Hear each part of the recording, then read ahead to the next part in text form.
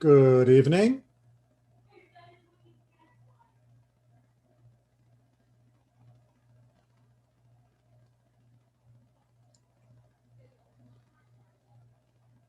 Good evening. Looks like people are still logging in.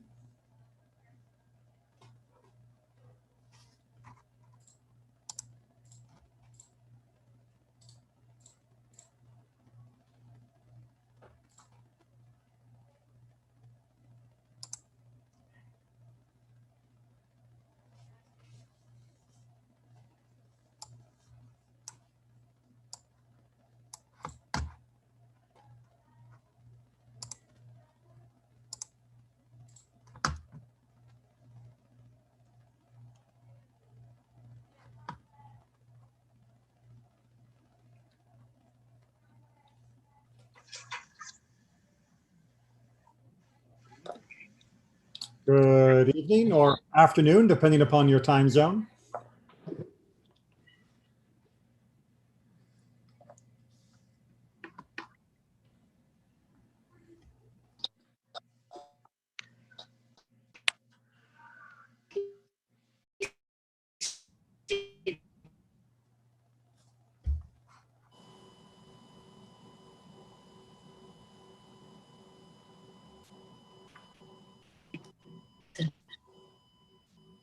I hope everyone's doing well. Can you all hear me?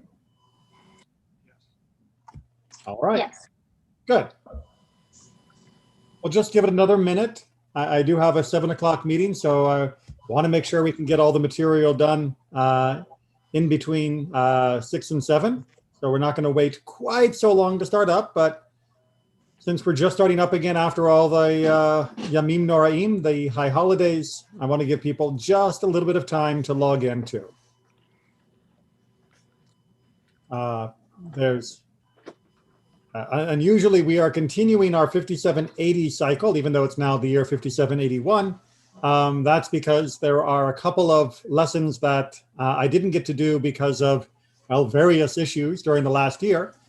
So the new cycle will begin in November. So we're just going to use the last couple weeks in October to finish off a couple things that I want to make sure we cover before we start the whole process over again. And remember, it doesn't matter when you come into the process. You can jump in at any point.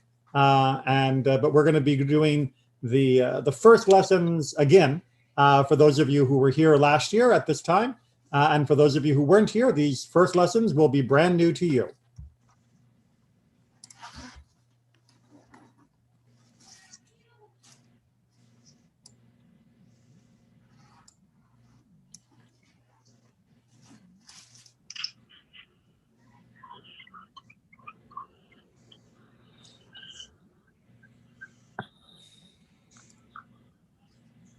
Okay, just about there.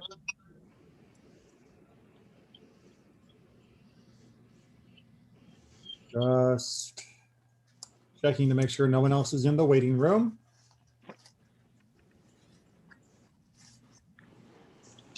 Look like Loretta's on YouTube. Good to see you too, Loretta. Or since I can only see you by type, but good to know you're there.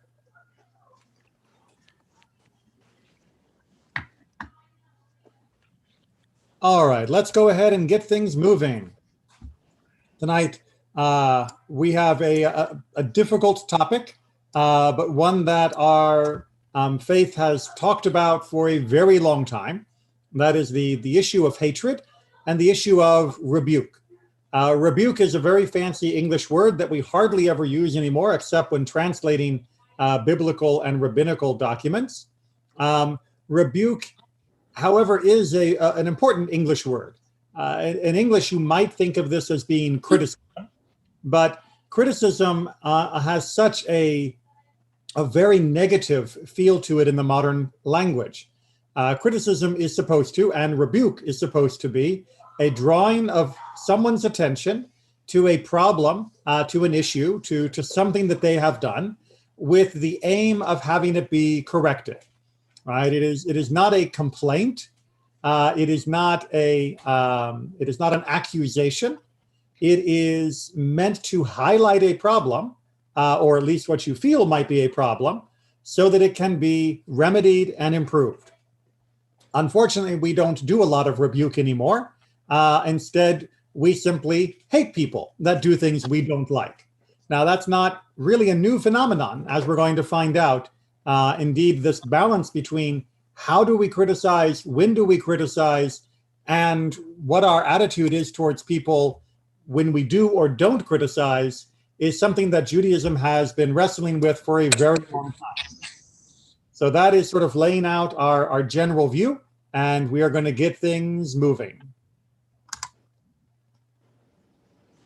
Okay, so the rabbis ask, let me just adjust where all the different windows and pictures are so that I can put people where I can see the waiting room, but not block up what I'm trying to read.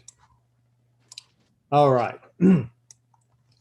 Why was the first temple destroyed? Remember, this was the temple built by Solomon and destroyed by the Babylonians in around 586 BCE. Because of three evils in it. They don't necessarily mean in the temple itself, although these did happen, but they mean in the entire society as well. Idolatry, immorality, and bloodshed. Bloodshed, they mean specifically murder. Immorality, they mean specifically forbidden unions, incest, adultery being two of the most common.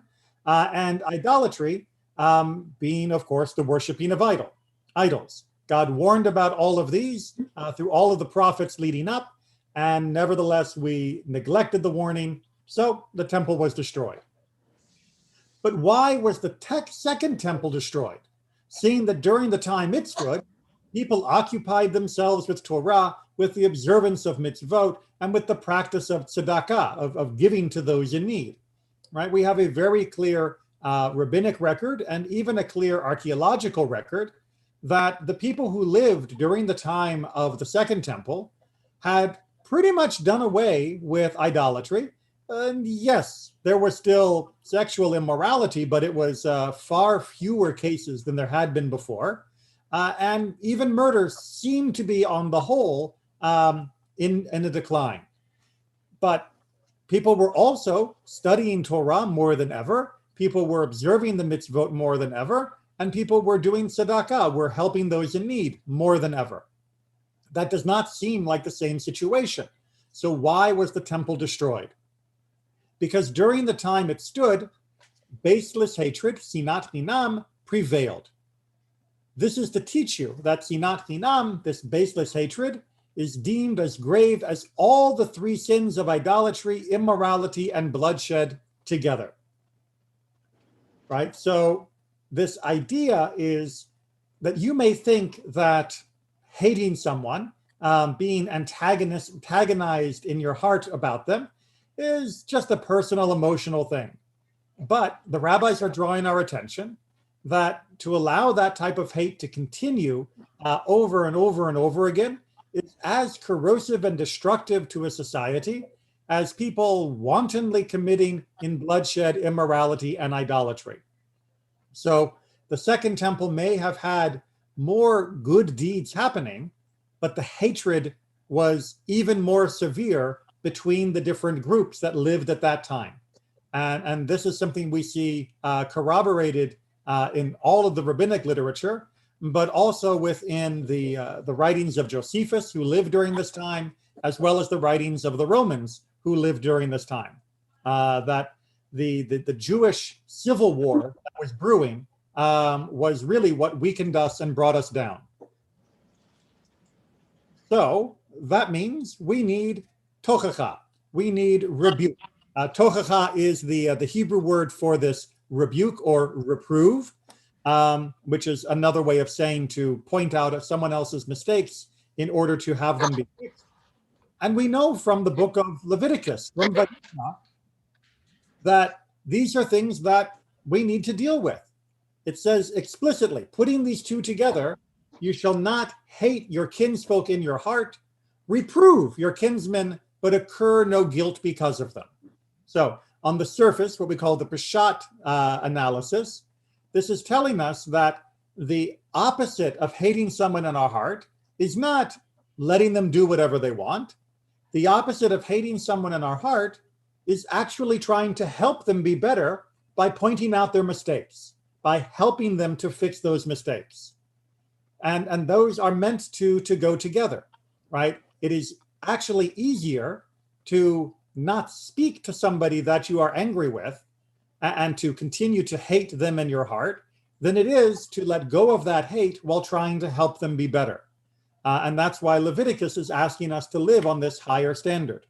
But it's also reminding us that if we ignore the opportunity to help someone else improve, or if we rebuke them in the wrong way, there is the potential for us to also commit a transgression.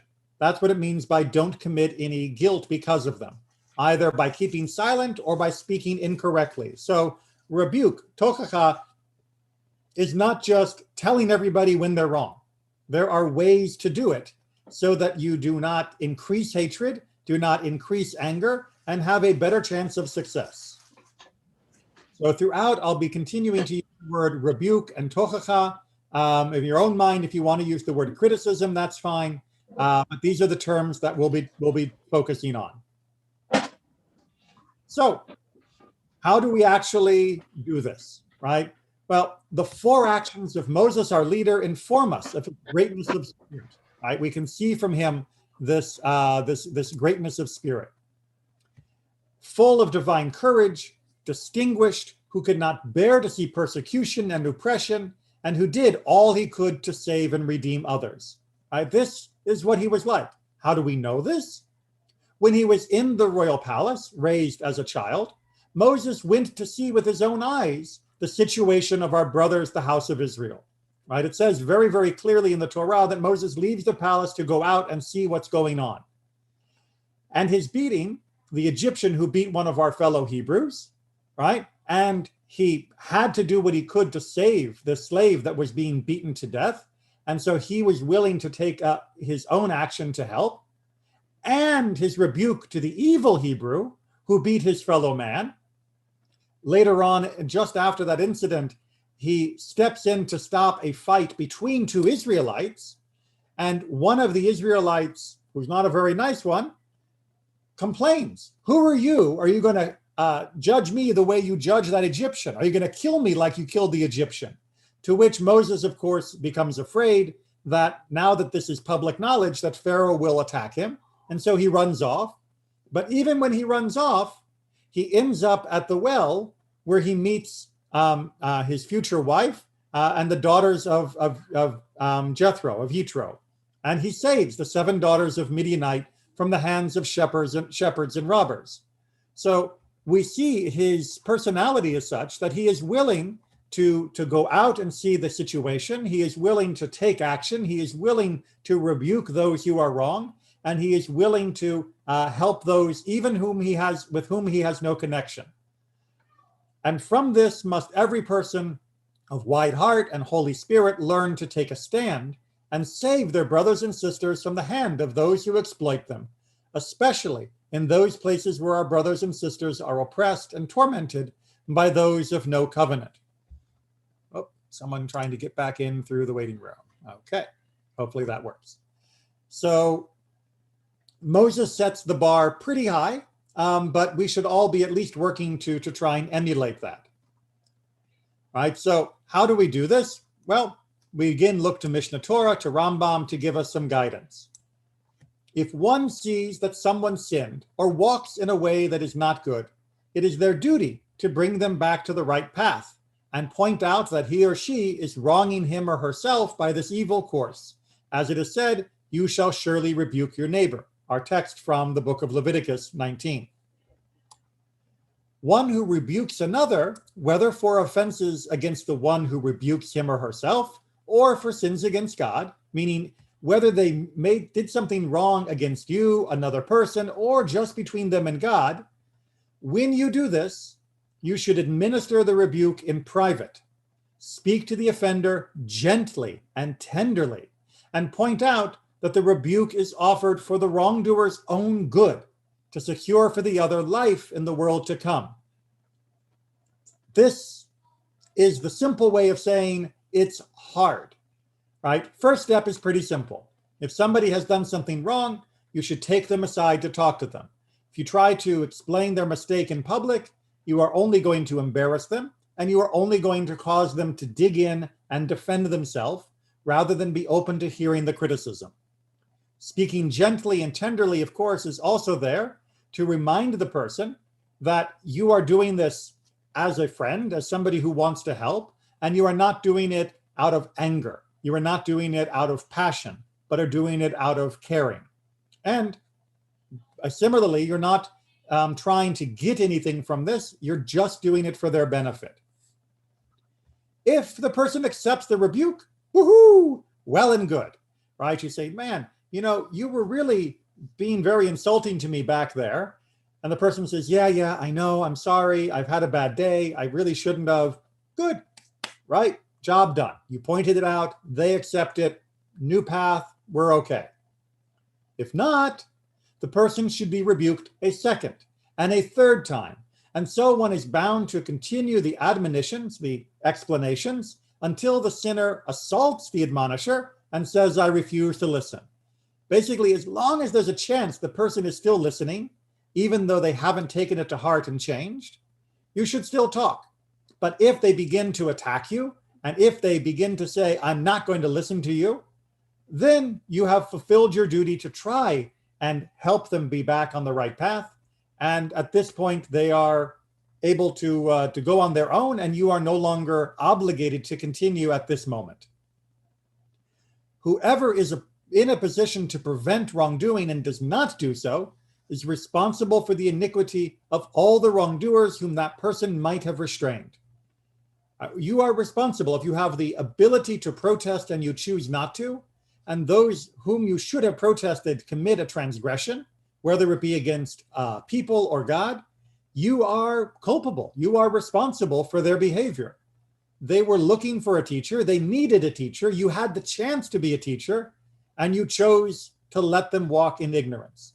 Now, it's very hard. I know right now in our American climate, many people are unwilling to talk to anyone about anything controversial or anything that they might not want to hear. But it is our obligation to privately, gently, tenderly, and for the other person's own good, and not seeking any gain for ourselves, not looking to lord it over someone, not looking to be, bragging or anything. It is our obligation to try and at least share what we believe would be a correct path. And if they say, get out of here, okay, they've made their choice, but at least we have done it correctly. Now, we're going to have a lot more to say about the methodology of giving rebuke and when we do and when we don't, but this is the general template that we should keep in mind. Any questions at this point? Feel free to unmute if you have a question, or type it in chat, or type it in the YouTube chat as well.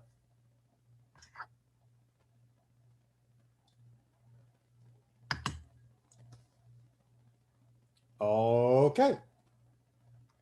Remember, if I've moved on, it's okay. You can still put in the question and I'll be happy to loop back to it. So let's get back to just how bad it can be when people do not stop things and when people are not rebuked. Bar Kamsa was once treated with exceptionally humiliating rudeness by another man at a party. I highly recommend you look up the full story of Kamsa and Bar Kamsa. It is a masterpiece of literature of how not to treat someone in public.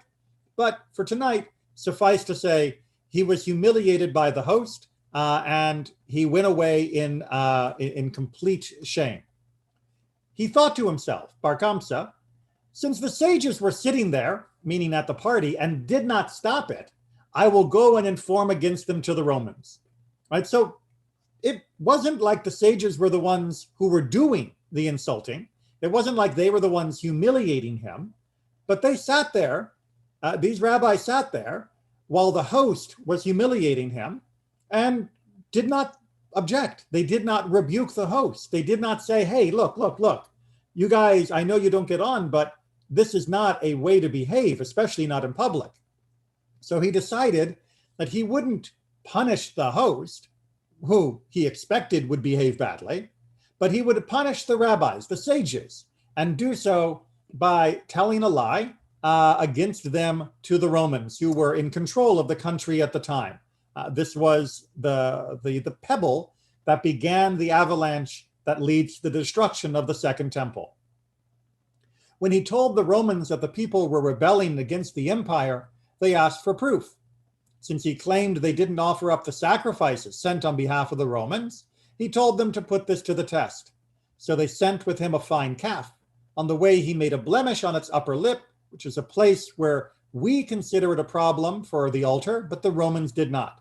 So he basically sets up a scenario where the rabbis are now going to be faced with an animal offered by the Romans that is meant to go to the altar, which by Jewish law we can't accept, but the rabbis will know that if they don't accept it, the Romans are going to see this as a sign of rebellion. When it reached the temple, sorry, my mouse moved. Come on. When it reached the temple, the sages were inclined to offer it in order not to offend the Romans, right? They didn't want to start a war. So Rabbi Zechariah ben Avkulus said, people will say that blemished animals are offered on the altar, right? You can't do that. If you offer the animal, people will say that Jewish law means nothing. We can just bring whatever animals we want, that it's all fine. You're setting a bad precedent. So they proposed to kill Bar Kamsa so that he should not go and inform against them, right? Solution number 2 is kill the guy who is trying to create a war, which if you have one person about to create a war and you can stop the war by stopping them, that's not a bad trade. But again, Rabbi Zechariah ben Avkulus said, is one who makes a blemish on a consecrated animal to be put to death? Again, you're setting a bad precedent. Now you're saying that everybody who makes a blemish on an animal that's set for the temple is liable for the death penalty. That's not right either. So they did nothing. And by doing nothing, they didn't offer the animal. They didn't stop Bar Kamsa. Bar Kamsa went back with his proof that the people were rebelling, and the war began. Rabbi Yochanan thereupon remarked, because of the scrupulousness of Rabbi Zechariah ben Avkulus, our house has been destroyed, our temple burnt, and we ourselves exiled from the land. Right? He is saying, look, there has to be a way to compromise. If you are rigid, like Rabbi Zechariah ben Avkulus, if you are taking a rigid position in every direction, eventually you'll be trapped. And when you're trapped, you will bring down destruction on you. Now, that's aside, that's not the main point of tonight's discussion, but it is an important lesson to learn from the story as well. But the main point that this story comes to tell us is that it was the lack of rebuke that the rabbis could have offered to the host that was humiliating Bar Kamsa that became the beginning cause that snowballed into the destruction. So, we should always rebuke, except when we shouldn't, right? So now we turn to the book of Proverbs from the Tanakh.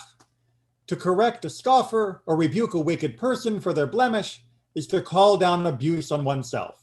Basically, if somebody is not a nice person and you go and tell them, hey, you're behaving badly, what are you going to do? What will you achieve? Right? They're just going to heap abuse on you for daring to talk to them. Do not rebuke a scoffer, for they will hate you. Reprove a wise person, and they will love you. Right? So Proverbs is telling us there are times and places and certain people that are receptive to criticism and some that are unreceptive to criticism. Right? So a friend should be the person you are likely to criticize most. A loved one is a person you are likely to criticize most. A stranger whom you don't know that you think you might be able to help, no problem.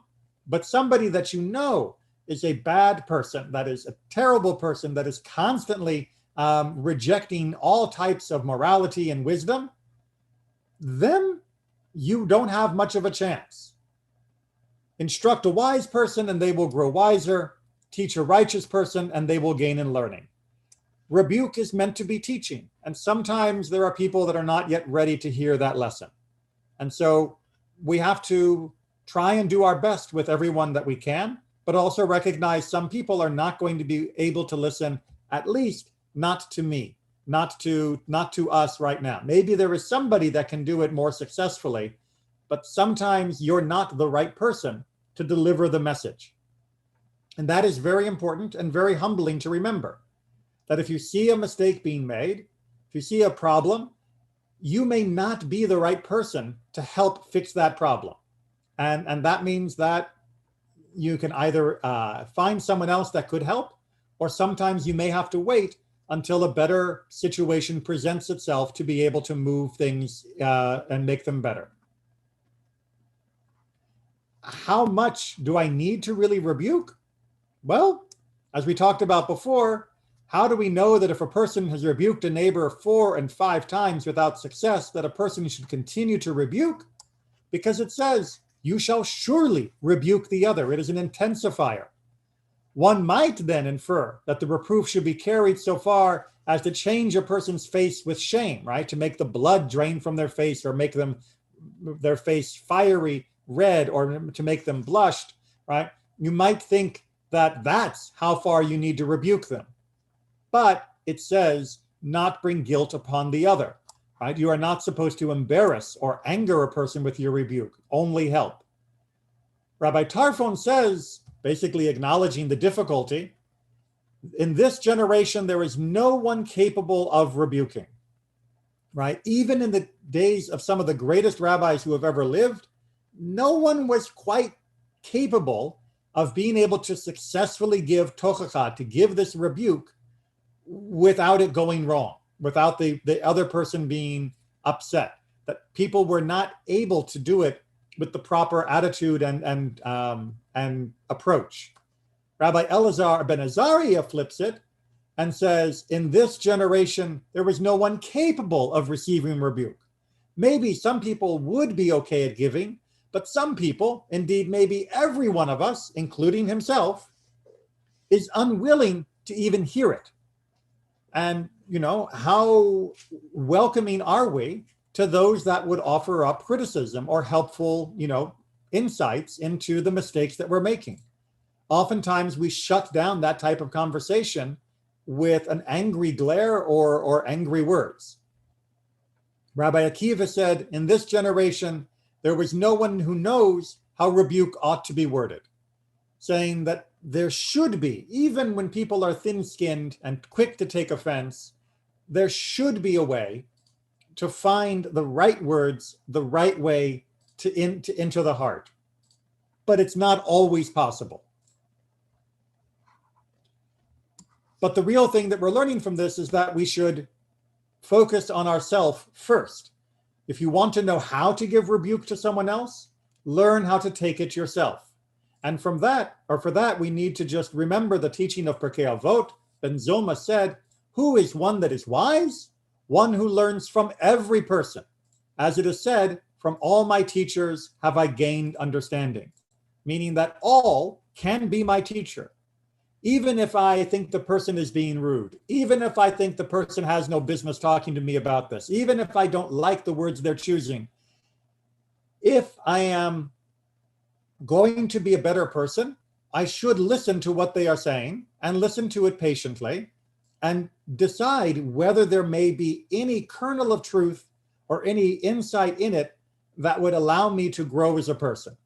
It doesn't mean I have to approve of the person, doesn't mean I have to approve of their method, it doesn't mean I have to think that this is the ideal.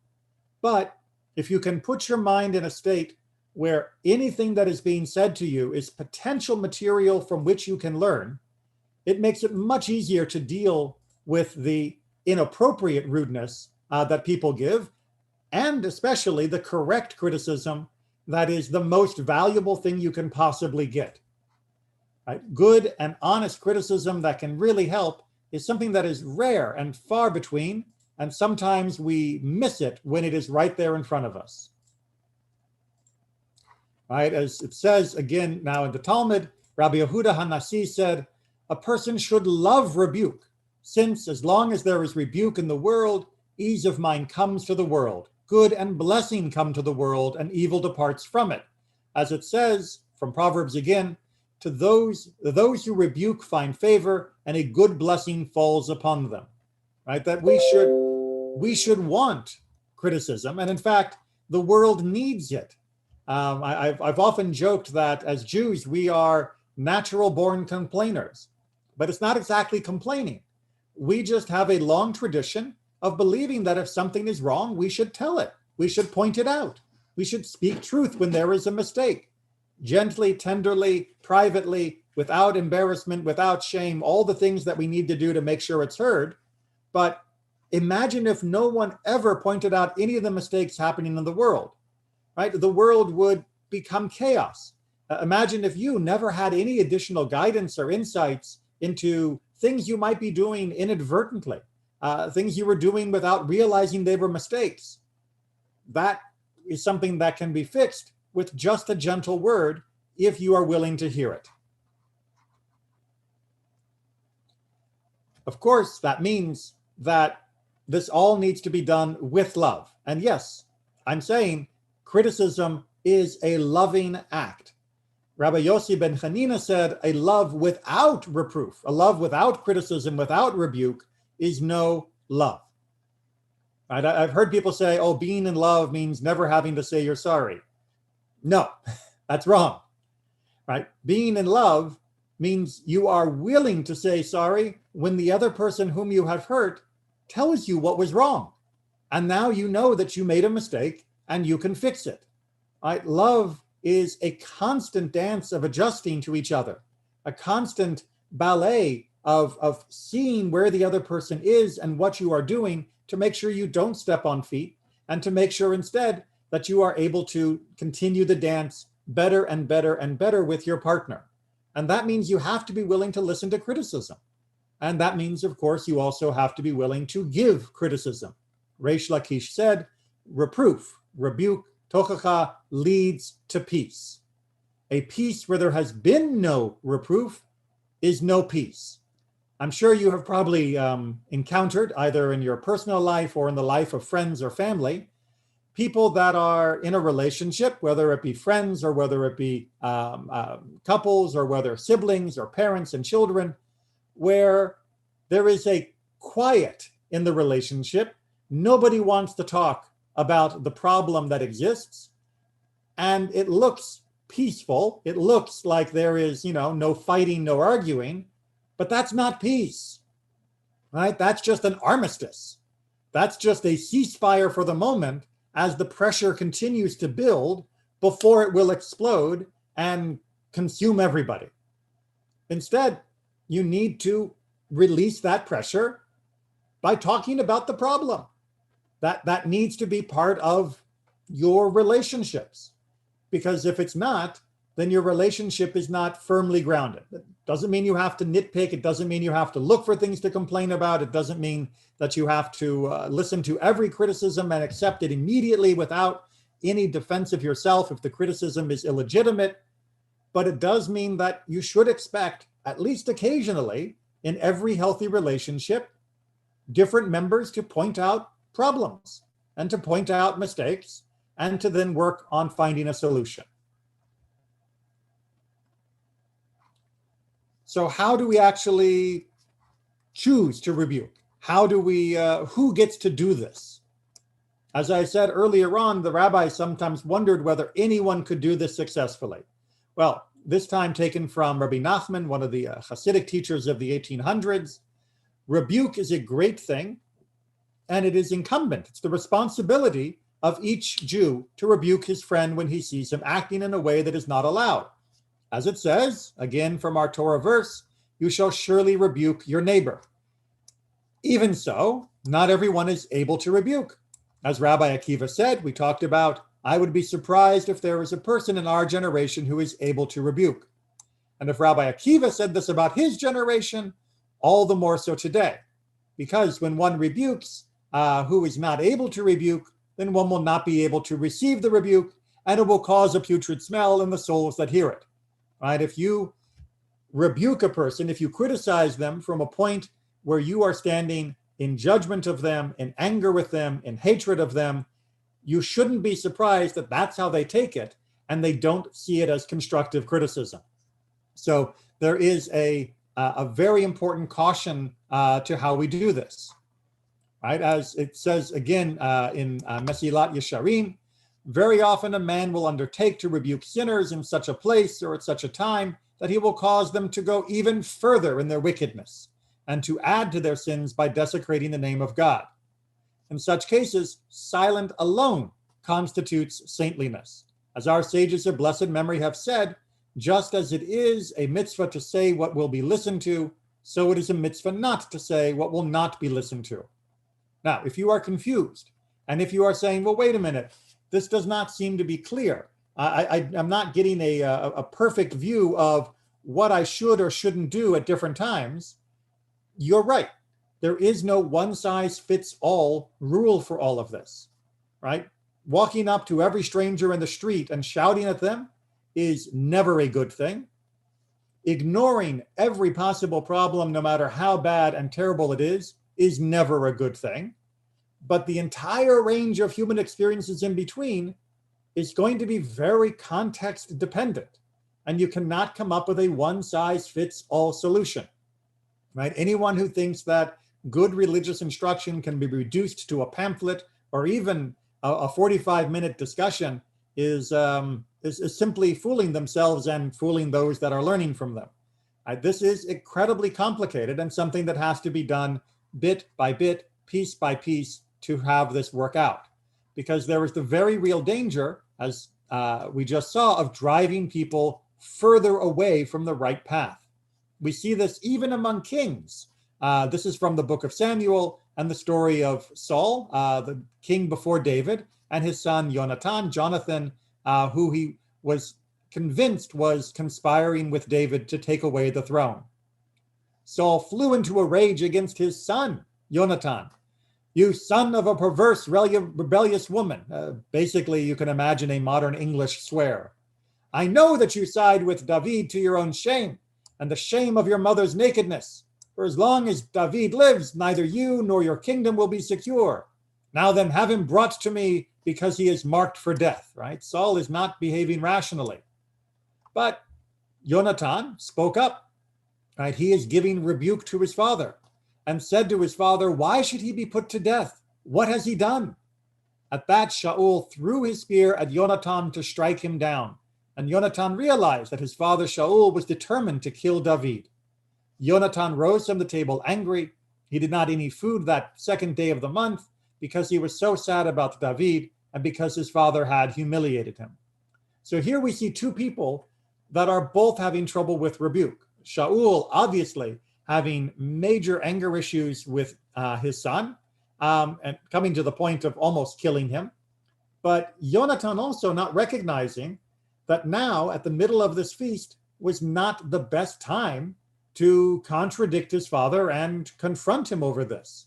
Instead, he should have waited for later on to talk to his father in a more peaceful way and to see if there was a different way to reconcile his father and David. And you end up with the two, Jonathan and Shaul, being sort of thrown apart, and both of them being angry, both of them being humiliated, and the situation only escalating to a higher level and to make things even worse. So we have to make sure that when we look at a person, before we actually give criticism, that we understand that what they have done is exactly something wrong.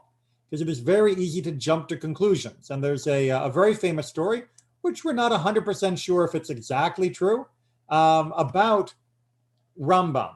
Maimonides, who we quoted earlier on from the Mishnah Torah, was suspected of heresy. His book, Moreh Nevuchim, The Guide for the Perplexed, was considered by some of the rabbis of Europe, Rambam lived in Egypt at the time, to be potentially heretical because it seemed to interpret Aristotle as being okay with the Torah. And there were many people who disagreed with that. Much longer conversation, let me know and we can talk about it another time. So the rabbis of Germany decided to send someone to meet him and see if it was true. Is he really committing heresy?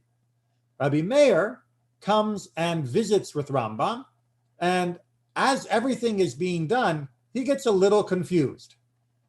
First, the food is put on the table, and it looks like a human hand, which of course would be cannibalism. and that's not okay. Secondly, a servant named Peter is fetching the wine for the guests. And again, in that day, when there were many people who were not Jewish, many of whom would have the name Peter, we didn't let them handle wine because there was a fear that they would be dedicating the wine for their own pagan gods. And finally, a calf slaughtered for him by clubbing.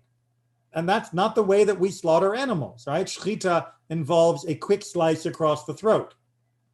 Completely shocked at the obviously unkosher food, Rabbi Meir managed to mumble excuses and didn't eat.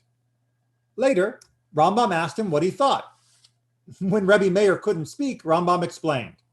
First of all, the human hand, that was a kind of vegetable which looks like a human hand. It was in Egypt, but it didn't exist in Germany. And so he looked at it and just assumed that it was wrong. Secondly, Peter is Jewish. Right? Hasn't Rabbi Meir heard of the Talmudic sage, Rabbi Yossi ben Patrus?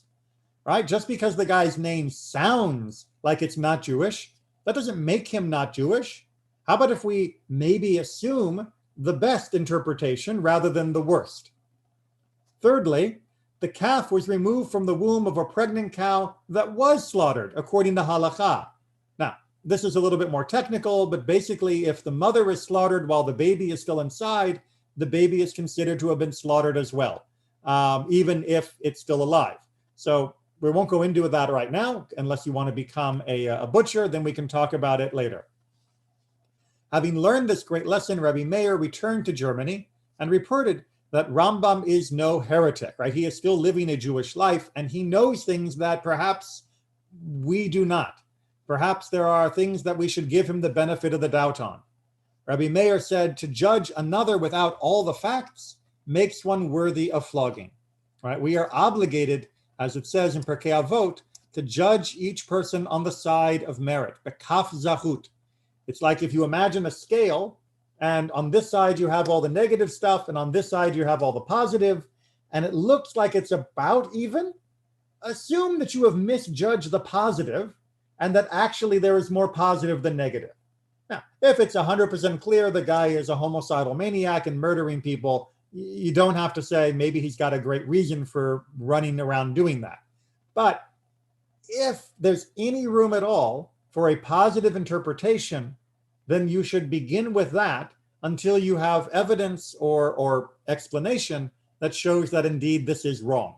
By judging each other with the side of merit, we are almost always going to avoid many of the problems we have been discussing this evening about rebuke. By limiting our rebuke only to situations where there is a very obvious and very severe problem, we can then make sure that we are not jumping to conclusions and causing too much friction with our criticisms. As Baal Shem Tov pointed out, is this idea of when we see a problem, we should not think of it as just being someone else's problem. A great teaching, which the Baal Shem Tov planted for us, is that if you see another person doing something ugly, meditate on the presence of that same ugliness in ourselves. And know that it is one of God's mercies that God brought this sight before your eyes in order to remind you of that fault in you, so as to bring you back in repentance. For if you saw someone desecrating Shabbat or desecrating God's name in some other way, you should examine your own deeds, and you will certainly find among them desecration of Shabbat and cursing God's name. Maybe not as blatant, maybe not as obvious, but there's probably something similar in your own behavior. Or if you heard some profanity or obscene language, you should consider your own impudence, and when you fail to conduct yourself modestly. If you heard some skeptical or atheistic talk from someone, then you should work to strengthen your faith and trust in God. That we shouldn't see these moments when we feel that we need to criticize another as just about them. We should also see them as an opportunity to reflect on whatever elements of what we are witnessing is also in us. Sometimes we are more attuned to the mistakes we see in others that are mistakes that are in ourselves, but we don't notice them in ourselves very directly. So when we do notice them in someone else, we should use that as a chance for self-review as well. Again, doesn't mean we let them off the hook, but it does mean that we should recognize that perhaps God has arranged this little moment where we can view their behavior from the outside in a way that lets us reflect on what is inside ourselves. Sometimes we just don't look in the mirror long enough to recognize our own mistakes, and we'll only notice them when they're in another person. So this should be another opportunity for reflection. So that is a very brief overview of the topic of rebuke, of tochacha, and hopefully you understand from the very beginning as well that hatred is not an appropriate foundation for our behavior and our emotions. And sometimes that can be hard, but we always have the choice, even if we are feeling badly towards another person, of choosing to act well towards the other people. And certainly good behavior is one of the best antidotes to bad feelings. And also being honest with people if there is a problem, a legitimate problem, is one of the other antidotes to keep hatred from beginning to fester in that relationship. So we have a few minutes left. Do people have any additional questions or comments they would like to share?